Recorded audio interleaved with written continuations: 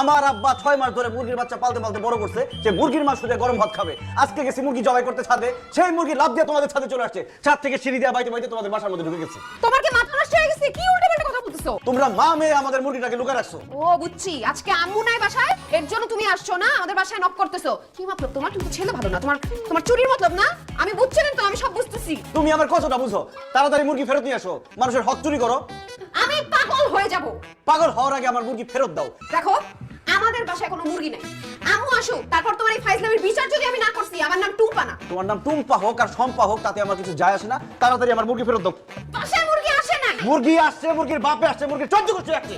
আসে নাই। আসছে আসছে আসছে আসে নাই। আসছে আসে নাই। আসছে। এই কি? এই যে মুরগি, কত বড় চোরের চোর, লোভী। মুরগি আসছে আর আমারে বলে কি মুরগি আসে নাই। হ্যালো আব্বা। হ্যাঁ আব্বা, মুরগি পাওয়া গেছে। টুম্পা আর টুম্পার মা মুরগি লুকায় রাখছিল, আমাকে দেখার পরে মুরগি বাঁচাও বাঁচাও